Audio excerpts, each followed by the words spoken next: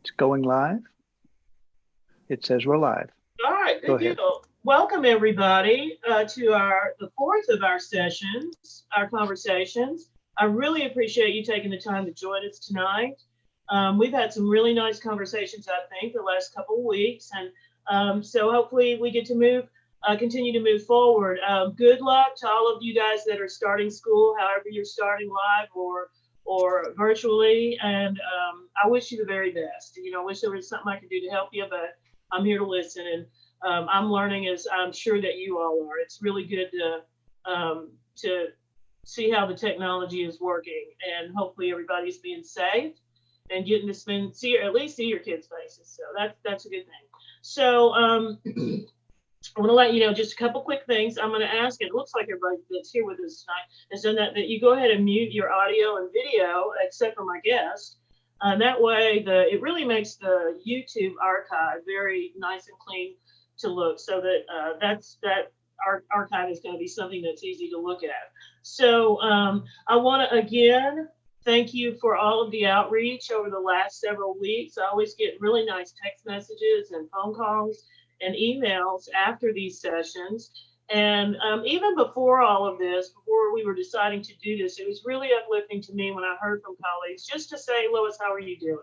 I know this is really a tough time for the community. And so that means a lot to me. And I'm sure it does to our other guests. And I know it does to my other colleagues. And I hope that you'll continue to reach out, especially if you have questions about things. Don't be shy.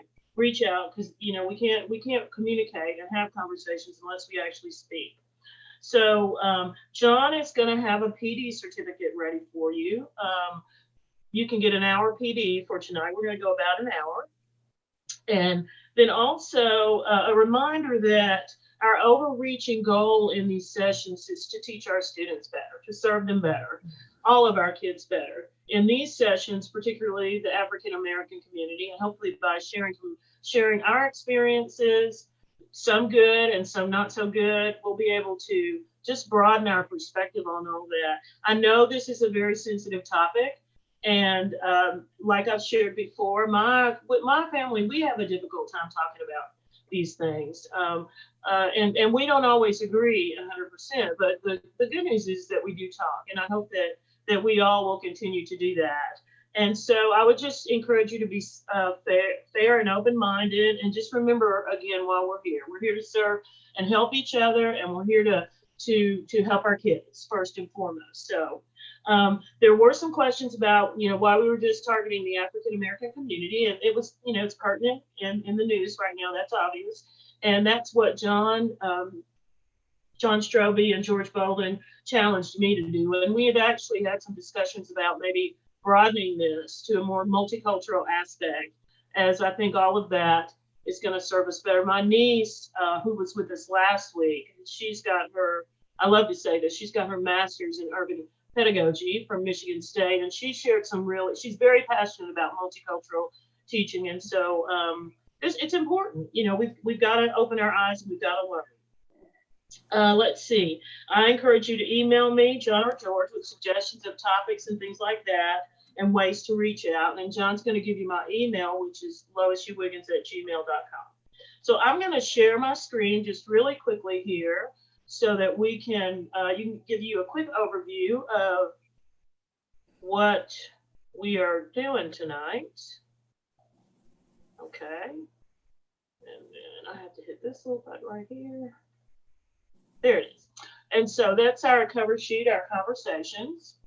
And there's the statement that the Music Education Association put out in accordance with lots of other organizations that had to do with what we were going to do to promote the fact that Black Lives Matter and work for better equity and just try to help people get a better grip on the end of racism and violence. So I thought it was a really nice statement that I got in on the very tail end of, and I was the one that suggested, or maybe others did, but I did suggest specifically to George and John that we do something to move forward. Otherwise, it's just words on the page. So that's why this is here.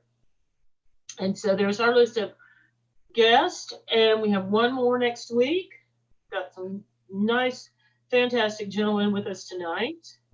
And the goals are to share our stories, our personal stories, in terms of our professional develop, our profession, what we've experienced as professionals and growing up, and what we've done as teachers, and those sorts of things, and give you some insight into improving instruction in a way that will highlight the cultural diversity of our ensembles and classrooms.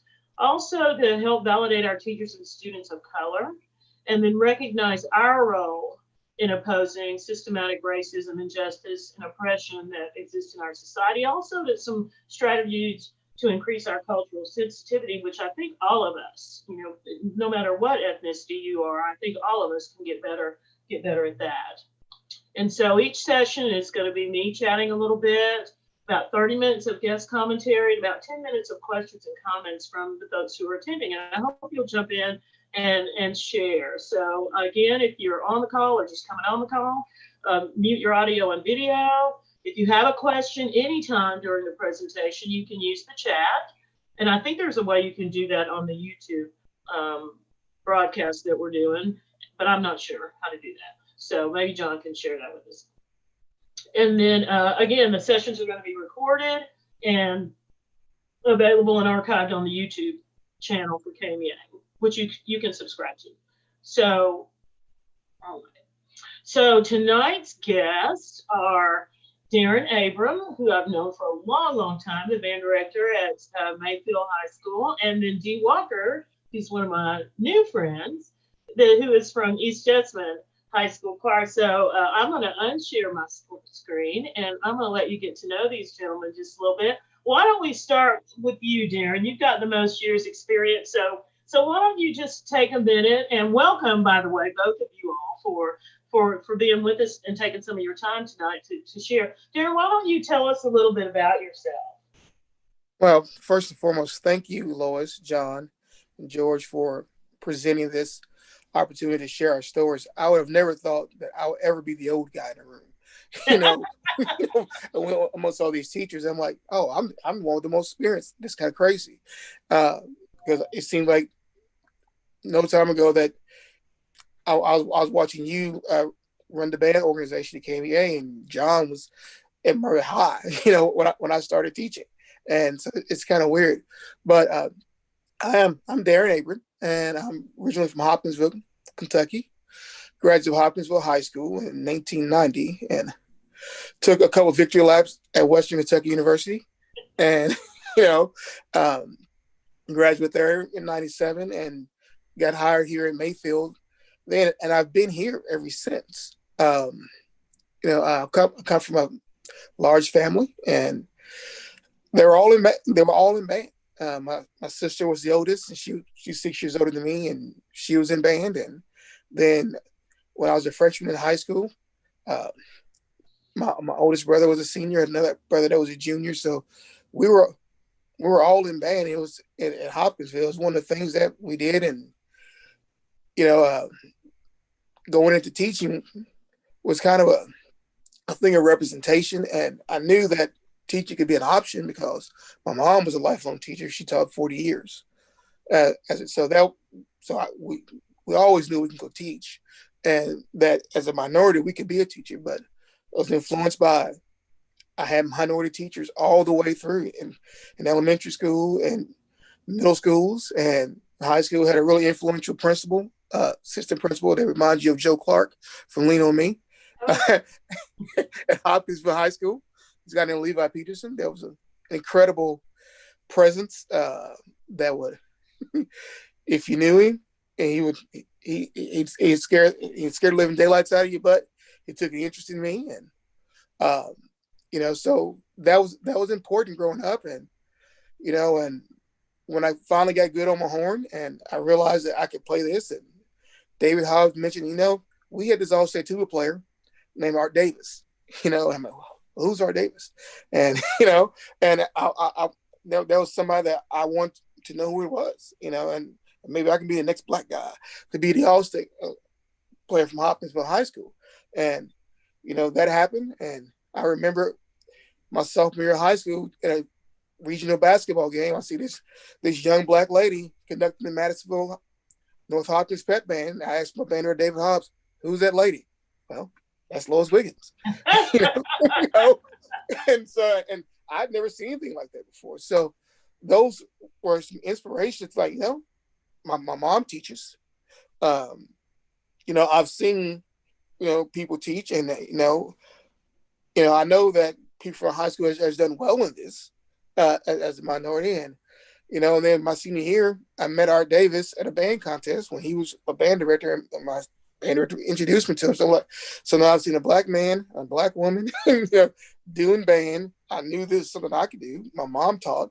So, going into I was good at this, and teaching is in the blood. So it was something that I felt that it was one of the things that I was kind of destined to do, is to go in and teach, because I like affecting kids, and the representation that I've had growing up, I try to be a representation for those kids.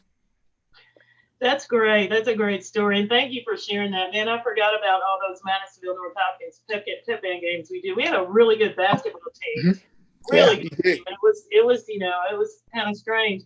Got to see Travis Ford. Yes. You UK fans out there, got to see him play his junior and senior year in high school. It was awesome. Mm-hmm. So nice. And so you went to WKU, is that right? Is that where you got your degrees from? Mm-hmm. Okay. Yeah, I shared last week that I did my student teaching in Hopkinsville Christian County High School at your rival school. So that was, and we always took the band to the Hopkinsville contest. Right. When I was at Madisonville and at Henderson. So I appreciate you sharing that. Sounds like you had a rich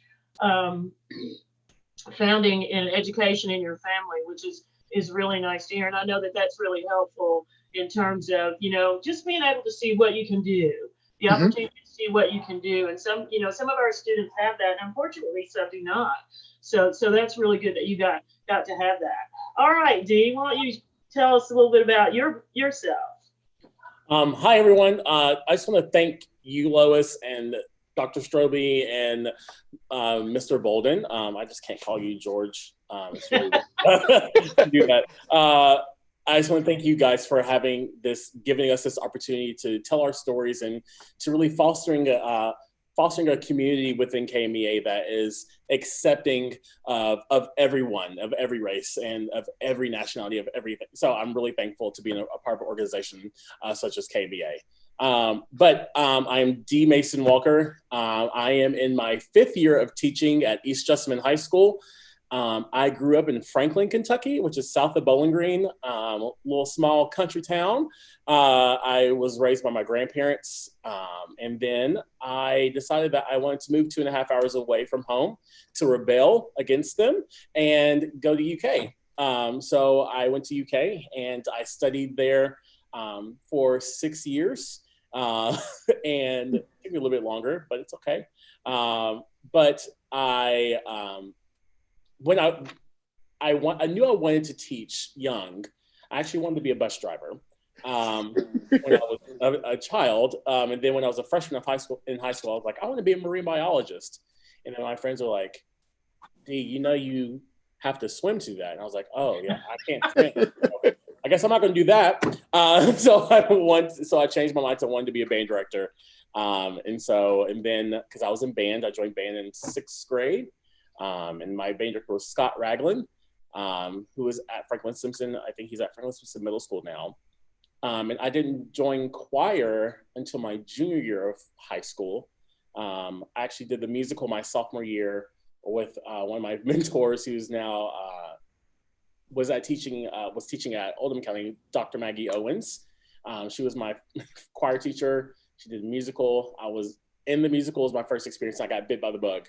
And so I joined choir the next year under Byron Lucas, and he was my high school choir director throughout the rest of my high school. And I really grew to love music because of Maggie and Byron and Susie, his wife, who was my middle school teacher too, because I did choir all throughout middle school too.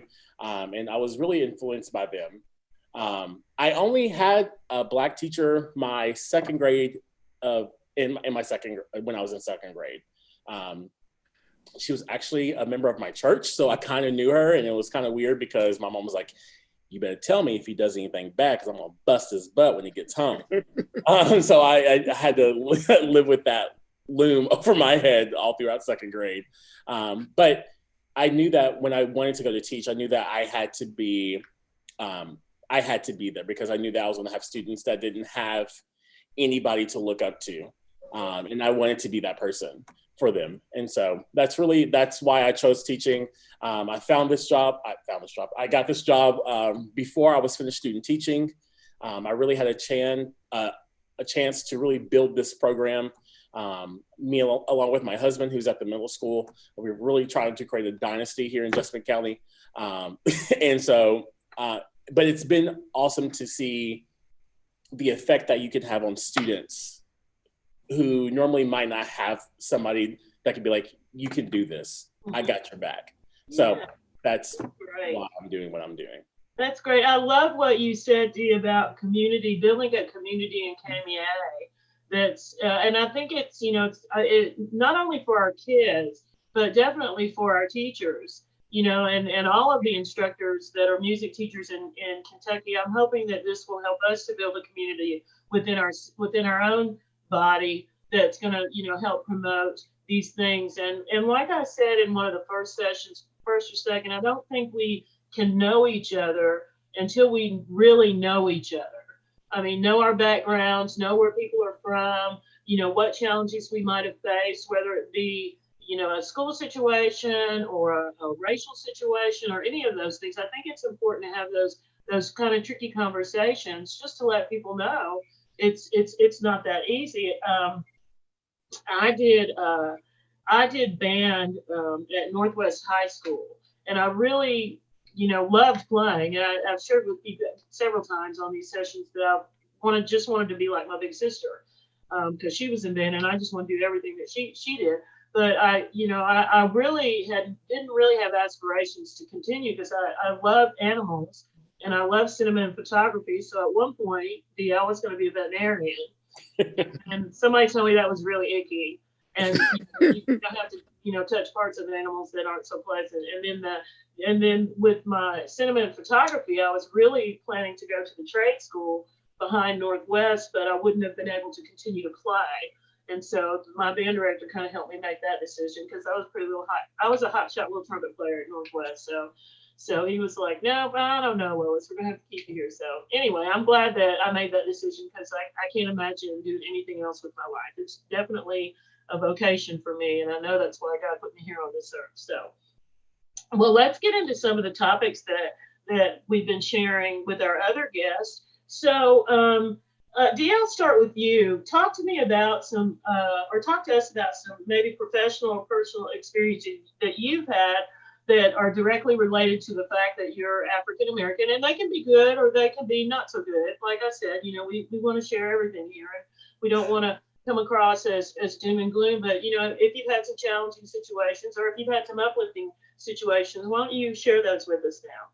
Well, I don't want to hold court on this one, but I've had several instances of things that happened to me. But growing up, from the school situation, I've always had Black people in classes. So I was never the only Black person in class. In fact, my senior year in band, the majority of our section was Black. So getting those tensions growing up in Hopkinsville with the military being there, and my mom taught it, and having 3 older siblings to go through within 6 years, the teachers kind of knew who you were. So you didn't get called out for certain things, or they were kind of suspect. Well, not suspect, but they were kind of, I wouldn't say on guard, but they understood that because you have family that went through the school, and my mom was a teacher, and having Black administrators, maybe some of those things wasn't very present in the mid-late 80s.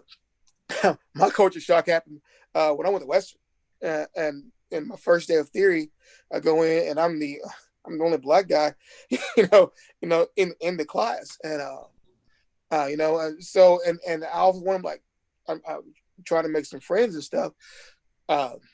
In those classes, you feel like, hey, we're the white people I'm used to, because the people that were in my class were from counties that didn't have any kind of real representation of minorities. But fortunate, I've reconnected with a great friend, James Gregory, and then Troy Stovall and Andrew Rock and those guys, and we're still great friends today. You guys have been buddies for life. I've seen you Yeah. guys hanging out together forever. Yeah, well, I met James Gregory as a freshman in high school at a Boy Scout camp, so he's been literally a lifelong friend. But the first real instance of that really made me question, was I being discriminated against was in October of 1990. I had a friend of mine that tragically got shot, and I had to miss a couple chamber band rehearsals, because of a funeral. And when I came back, I'm telling you, the then director of bands, it felt like it was an all-out assault on me for about a month. And there was one, we were working on the Mall March, and if you know that march, there's a section where you whistle and sing, and he had said that he had wanted one euphonium player to play the melody. And so I set my horn down, and then we started to play, and then next thing you know, I'm getting lambasted, like, why did you have your horn? I'm like, you told me not to play. and then it felt like it was the entire month. And it was with this one professor.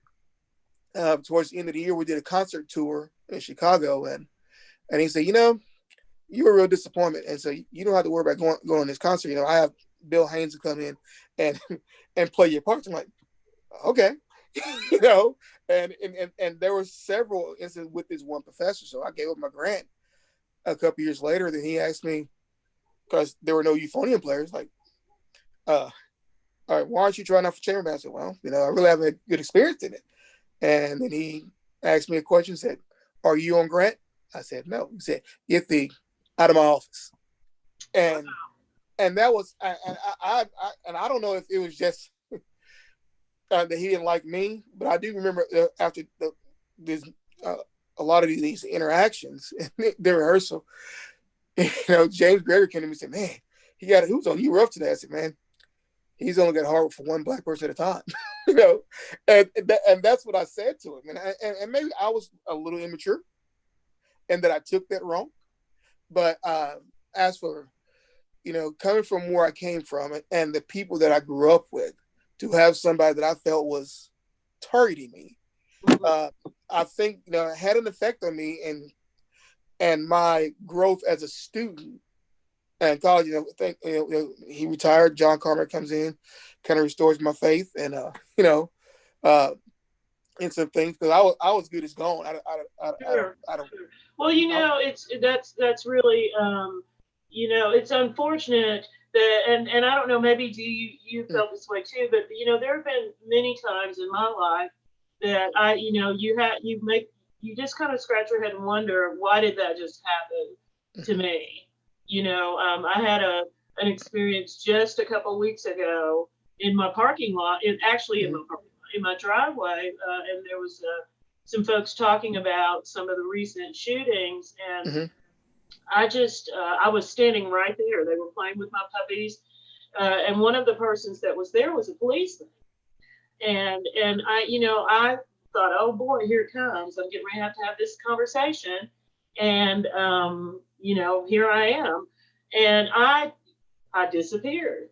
They were in my driveway playing with my dog, and nobody. I thought, I'm going to just try to work myself into the conversation, but then I found out really quickly that I was not. I was not going to be in that conversation. It was really awkward. So sometimes you just have to wonder, and unfortunately, that's just the way of the world. It's just, there are just times where you go, why is this happening? So, How about you, Dee? Share a little bit with us about some experiences that you might have had. Well, I grew up, since I was in a small town, there was a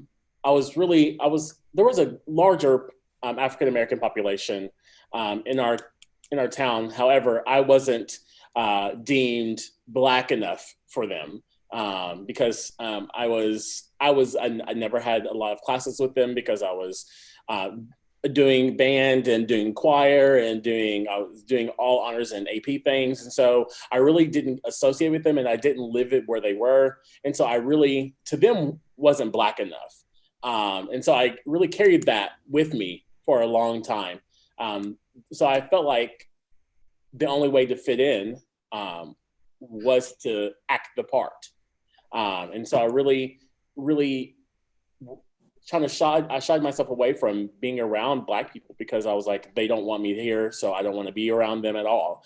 And it wasn't until recently that I really have changed, like not changed my mind, but I really find the need for us as Black people, African Americans, to really come together instead of dividing ourselves. And so I've been actively trying to reach out to more African American people, associate myself with more African American people. But in the workplace, I am actually the only African American teacher at my school. And there are actually only 10 in our whole district. Out of 666 certified staff, there's only 10 African Americans in Jessamine County. Wow. And my husband and I make up 20% of those 10 people. So it's really teaching in the community such as this. You have challenges. There are kids who come in with Confederate flags, and but I really haven't outwardly had students who are like, "Hey, I don't want to have you because you're Black, maybe because I'm gay, but not because I'm Black." So I've really been fortunate there. But there was Will and I with the Black Lives Matter movement on Blackout Tuesday. I made a joint post on my Facebook and Twitter just saying that the East Jessamine Choral Program supports everyone in our community. We are looking to build a stronger community. We're better together. And I was asked, not asked, I had to take that down. And so for me, it was a kick in the gut because here I am, the only Black teacher, one of the only Black teachers in our district. And I am trying to show the community that you have 2 Black choir teachers here, and we cannot be not seen. Mm-hmm. And you cannot erase our voices. Right. And so I was really disheartened by that. But you always have to find the positive. But it gets hard because I'm only my 5th year teaching. I'm just a baby compared to the greats that are around me. So I call you younglings, okay? But it's a matter of like, where do I fit in as an educator? And do I fit in? Am I the choir kid or am I the Black teacher? Because at my school now, I kind of have to play both. I have to be the person that all the Black students can come to because I'm the only person, right. But I can't reach everyone. Right. Yeah, so, that is very challenging, and I'm totally identify with there were many times because I was in the band and and because well, not necessarily in high school, but in college, I know for certain in college because there just weren't very many folks of color that were music majors, instrumental majors. I just found myself very separated from my community. So I ended up, I have a lot of friends who are not Black friends. And so I really, kind of had to find people and reach out. And, the big reason for that was because they weren't involved in what I was involved in. Right. And, college, we all know, everybody that's with us tonight, everybody knows how intense that is. And just, especially as music majors, how compartmentalized our lives are socially and academically. So that's a big challenge. And it's, I'm thankful for my time, especially in Fayette County, because it's been the most diverse community that I've lived in. And Edith J. Hayes, that school, because I've really had that opportunity to reach out and be more a part of my community. I was asked once if I wanted to be because they knew I knew music and I, played a tiny bit of piano, not anything wonderful at all, but, and I sang a little bit also. Did I want to be the church director at a black church, and I was talking to my best friend Evelyn about it, and she was like, "Girl, you don't even know any of the Negro spirituals and stuff. What are you doing? What in the world are you thinking?" And I was like, "She's right. I don't, because I've just not been as big a part of that community as I possibly can. So I certainly understand that, and I hope that you being where you are, Dee, and continuing to reach out and being a part of that school community, that folks will open their minds a little bit and understand that we as a community just want people to know that we matter. We're not negating anybody else. We're not saying anybody doesn't matter. We're just saying that we matter. And some of the things that have happened, unfortunately, make it seem like that's not the case. So I just hope that people understand where we're coming from when we say that. Certainly, all lives matter, but this is a crisis, in our community, and a lot of folks are struggling with it. Lots of people are struggling with it.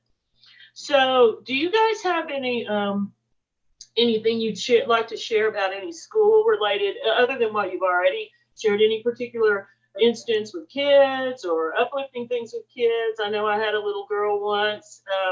That a little black girl, and actually this is since I've been in Lexington, who she just didn't have a very good home life at all, and it just broke my heart when she said, "I wish that you were my mom."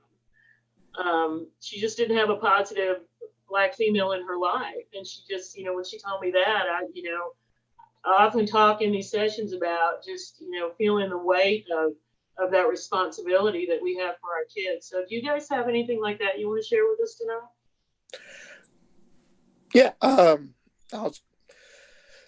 We going back to representation, where you were talking about how you represented for that young lady as a positive person in her life. Our school system has, at Mayfield, when I got hired here, we had 18% minority. And as of last week, we have 52% minority. And so we're 48% Caucasian, 38% Hispanic, 14% Black or biracial. And with this huge change in diversity, that's obviously a big change in our band program. And so I'm really excited about, the influence I have on some kids. I've got a kid that's a music major at Western this year that seems like that's one of my sons right there, and he calls and we talk about things. And although he's a Hispanic kid, and he still goes through a lot of the same things that, being the one Hispanic kid that I went through as a music major. So we talk about that a lot.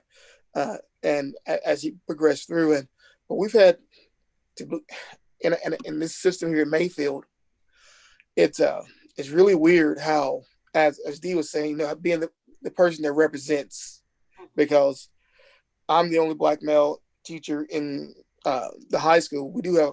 We just hired a former student who is an assistant principal at our middle school, but there's only 3 black teachers in our district, and it's really hard to be the one. And there are some very well-meaning people that say some really dumb things, and as a teacher, I've been told, and you're such a nice young man, if you were white, I would introduce you to my daughter. And this woman said this with her arm around me. Good intentions, but just it's just completely clueless. We've all been called chocolate covered white boy before, and I try to, when those experiences come to me, when I talk to my band students, I don't tell them about them, but I try to inform them that the world, when you're successful, sometimes the world perceives you as being like white, as a minority student. I think that's a very fair statement, and I think it's getting better now. Yes. But like I talked last week about being told that I was just a white woman in a black woman's body. Mm-hmm. just straight up, being told that, and it was really hard, and I have gotten that also.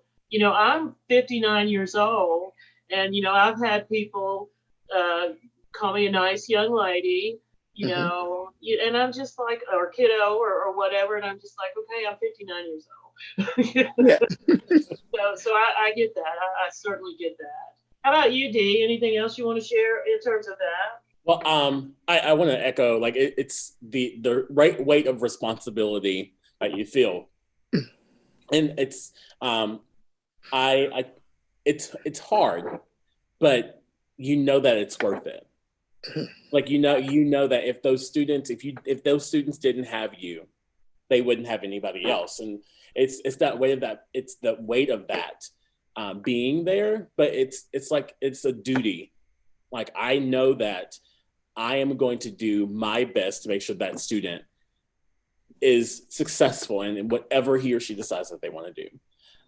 But while I've been at East, we just started last year the African American Alliance, and it came to me in 2019 after our Black History Month assembly. A group of students came to me and was like, this is not what we want. The Black History Month has always been just an assembly that nobody cares about. People just talk over it. And so they wanted to do something more meaningful. So I put together a group of kids who really wanted to advocate change. And so we started the African American Alliance. We met monthly, actually met twice monthly, bi-weekly. There we go. That's the word I'm looking for. And so, and we actually put together a whole Black History month, which was including the assembly. We had PowerPoint slides. We had a daily announcements. We had bulletin boards everywhere. We had a door decorating contest. But it's that responsibility that you can turn into action. Mm-hmm. Because anybody can do that. Yes, that. Anybody can do that. Like, if you have a kid, like if I had a Hispanic kid that said, I want to do something for my culture on this week, I would gladly help them. Because those students just want to be heard, and they want to feel like their voices are being recognized. And if only one person does that and recognizes that can change that child's life. And I think we have that. We all can be that person for those students.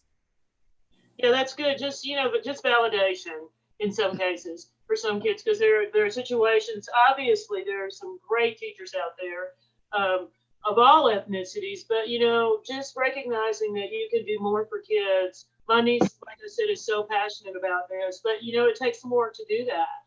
So you really have to look beyond yourself. And by the way, Darrin, I was told I was the wrong color in a situation like that. Yeah. Just, oh God. You're really sweet, but you're the wrong color. And I was like, okay, is there a right color that I'm supposed to be? But anyway, good. Some really good discussion and some great points. So guys, keep talking about how we can move forward as educators and as an association and as teachers. Whoever wants to go first.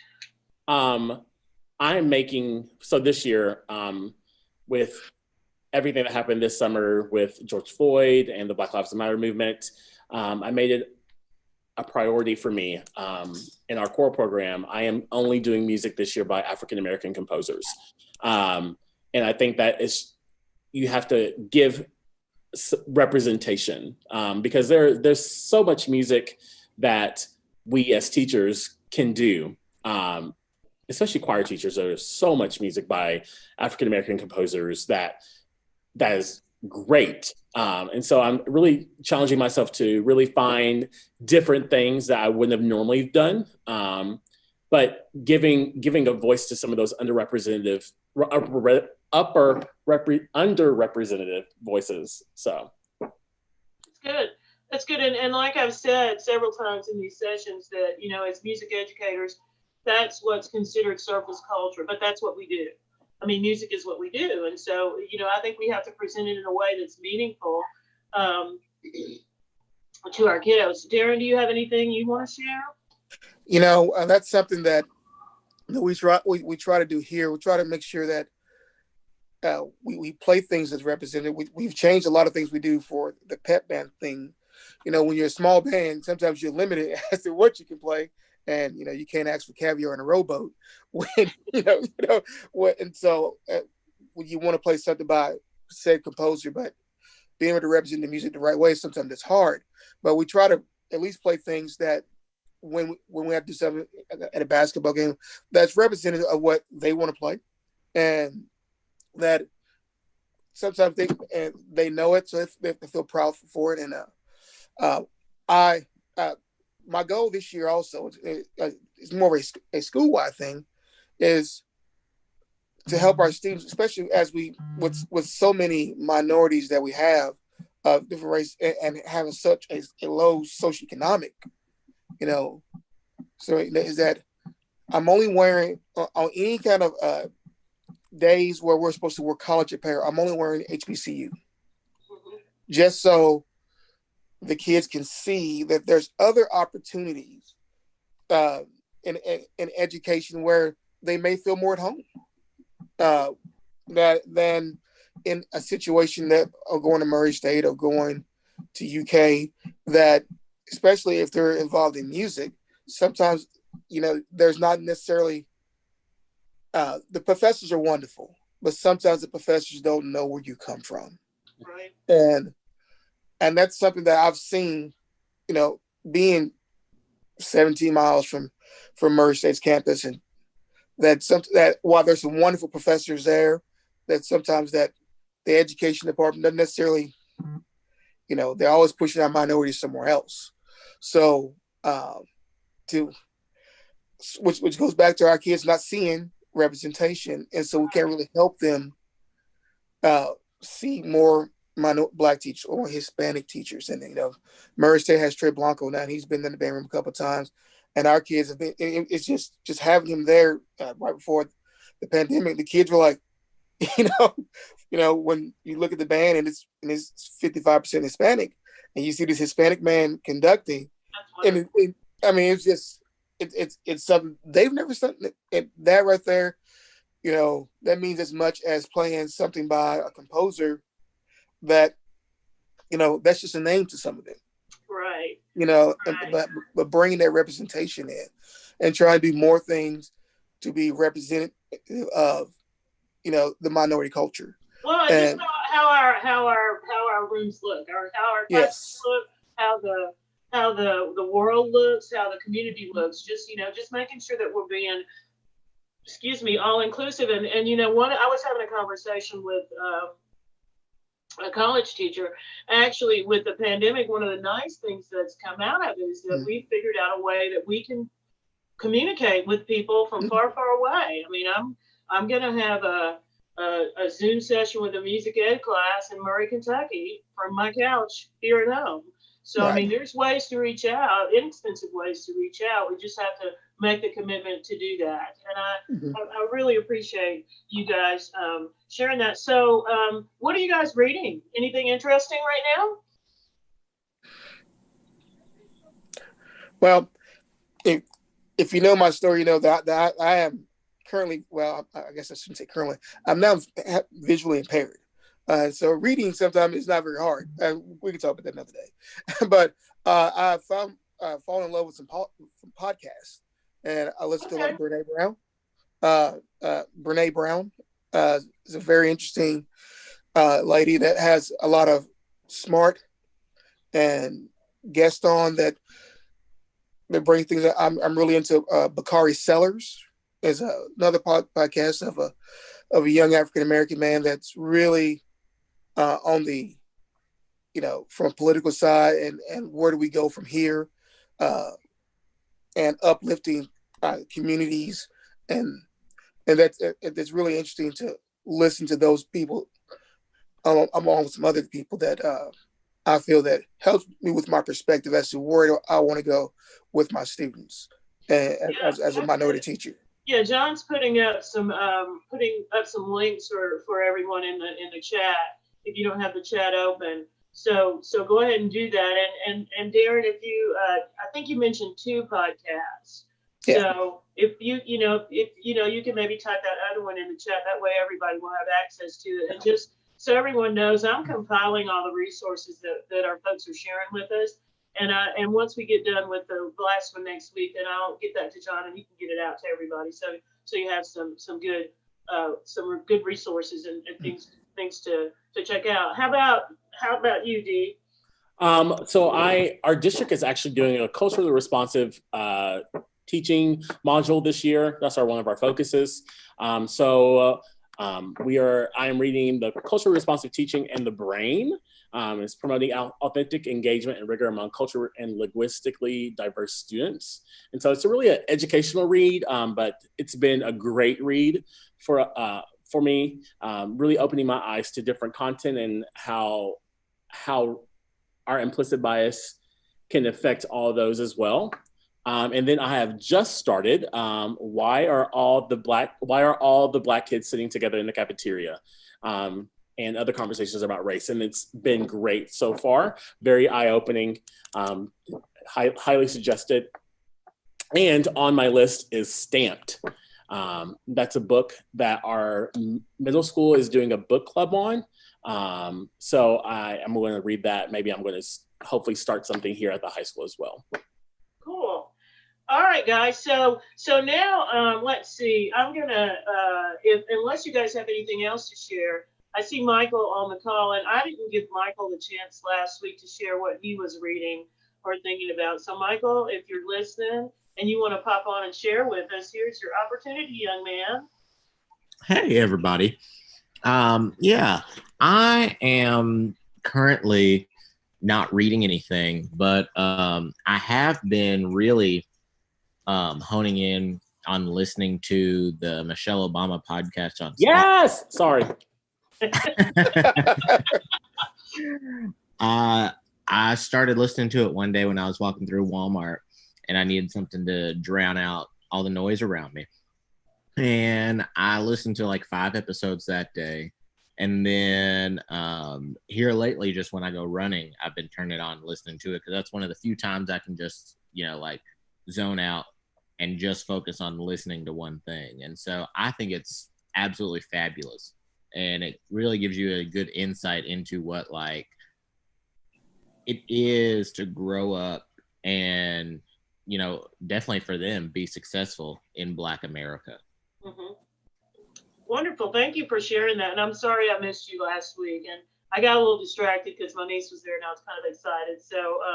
So thank you for sharing that with us this week. So at this point, we've got about 12 minutes left in our time together. Linda Cheryl Onstead. So I'm sitting there looking at you, and I'm wondering, I've had some great talks. Do you want to share a little bit about the training that you've been doing in JCPS? Cheryl might have stepped away from her computer. Anyway, she's been doing. Oh, there she is. No, I'm here. Can you hear me? Yeah, we can hear you fine. I'm out walking. Yeah, JCPS is doing a great job with implicit bias training this year.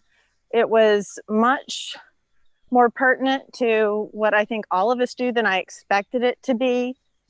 They're offering a lot of other trainings too. I'm going to register for one that specifically deals toward teaching girls of color, especially Black girls, because I will be starting the band program at the new Grace M. James Academy School, which is for primarily girls of color. It's an Afrocentric curriculum and female-centric curriculum. So I need to make sure that I'm as prepared as I can be. And I'm thankful that the district is offering those trainings.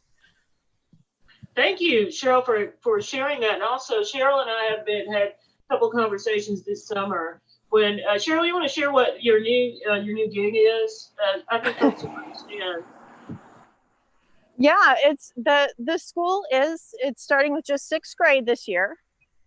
Grace M. James Academy. Grace James was a doctor in Louisville, a Black woman, and she not only was a doctor and treated fellow members of the African American community, but she also really worked to make their lives better, to make sure that they had what they needed, that they had services that they needed. So this school is named for an incredible woman, and we're starting with 150 girls, and I just feel incredibly privileged to be their first band director.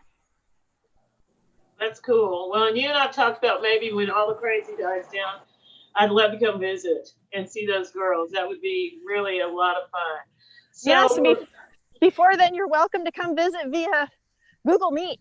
we can do that too. We can do that too if I get the puppies quiet. So we're kind of towards the end. I'm just going to ask one more time if there's anybody that's with us tonight. Again, thank you for joining us. That would like to share any special professional development that your district is doing, or any reading that you've been doing. Because, like I said, we're going to get better as we speak to each other and communicate with each other and share things that are going to be helpful. So just unmute yourself, or let me know in the chat that you would like to talk, and I would be happy to give you a little bit of airtime. Or the other thing I would like you to think about as you're listening is some experiences that you may have had that have enlightened you in the last couple of weeks or the last several years as we move through this time together. So I hope you'll feel comfortable sharing, but I certainly wouldn't want to put anybody on the spot at all. So you feel you're certainly welcome. Let's see, John, you want me to do that? Give me a thumbs up or something. Oh, I see. It's being answered in the chat. So I'm getting used to this technology and stuff. I forget everybody can see it, so it's okay. But anyway, so gentlemen, is there anything else that you would like to share with us tonight? We have about 9 minutes. Go ahead, Dee. Did you have something? Yeah. I think, if anything, if you have any questions, or if you just need somebody to ask those questions that you don't want to ask in the chat, just reach out. I am always happy to help you. I can help you find music. I can help you introduce a different piece. I'm here to help. But just reach out. People are here to help if you need it. Yeah, Dee, you're so positive. I love that. It's just, you just have so many, that big smile, and you just, even through the challenging stuff, you seem to have some way that we have to keep looking forward and moving forward and find the good in it. And I just want to echo what Dee said about reaching out. We have to know each other to know each other. And we can, even though those conversations might seem kind of awkward at first, they're worth the time. I know that I've had some really nice garage visits with my friend April Kai, and we've talked about a lot of these things. I'm trying to get her on the program because she's got some really intriguing stories to tell about her background, her raising, being with her Asian background. So it affects us all. And so we certainly don't have to limit it, but I do think we can learn from it. How about you, Darrin? Anything else you want to share with us tonight? As we wrap this up, and I know the rage right now is, and I think which is great, is all the unbiased training. But as teachers, it's one thing to take in the training, and that's what we do for the students. But we need to make sure that we also take that in for ourselves, and to make us authentic and not act like we are trying to reach out to students and truly engage and empathize. And so, because the kids know, they know a phony. They don't care how much you know until they know that you care. And so, as someone who's teaching students of color, don't act like you like them. Show them that you love them. And because sometimes teachers kind of wonder, like, I try this strategy and I try this right here and it just doesn't work. Well, maybe instead of reading what it says right there, turn around, look at yourself and say, hey, call a friend, call me, call Dee, call you, call anyone, and express the hard part of, maybe I don't know, and maybe my efforts of trying to be a great teacher, I'm missing something because of something that I don't see, because I don't see it in me, because I don't think that I'm racist, but we've all done racist things, or and those kind of things, and you might just not know what you're doing.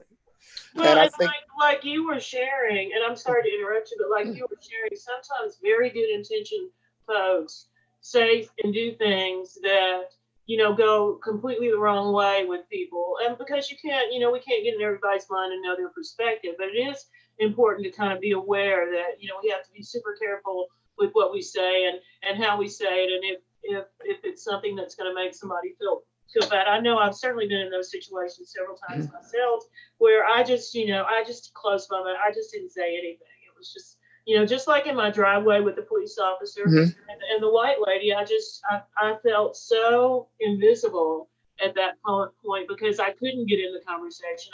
They didn't want me to be in the conversation. And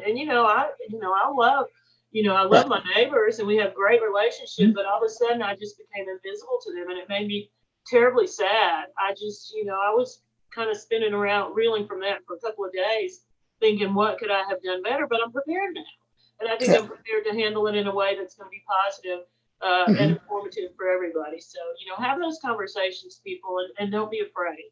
Because, I think we are definitely more alike than we are different. But we are different in some ways. And as we talked about last week, it's okay to see color as long as you see color as an enrichment of that person and not as something that's going to have you, what are the words I'm trying to get to, guys? Not in a way that is going to diminish your expectations of them. yes. So you got to be brave and you have to do that. Well, John, I'm not sure if we've got the CD or the certificate up yet. So if you can kind of let me know if that's set, we can get you an hour of PD credit, and I might let you out of class just a little early as long as you don't tell anybody. But again, excuse me, I want to thank Dee and Darrin for joining us tonight and sharing. It's not always the easiest thing to do, but every time one of these chats ends, I feel a lot better about it because I was a nervous wreck going into the first one. So, and I still get a little anxious because I know it's a difficult and sometimes awkward conversation. Before you leave the chat, before you leave the meeting tonight, you might want to check out all the resources that we have. And like I said, I'm going to be putting those all together in one document and sharing those with John, and so that he can get them out to the association. And it looks like he's got the Google Doc up for the certificate link.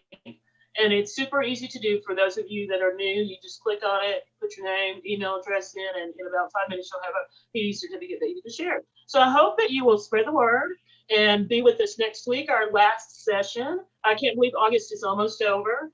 We're going to have Brittany Froge with us next week and James Gregory with us next week. Two fantastic educators that I've known since they were little. And I can say that because I'm 59 years old. But thank you again to John and to George for getting this going for us, especially to John for taking care of all the technical aspects of this, because I don't know how to do any of that.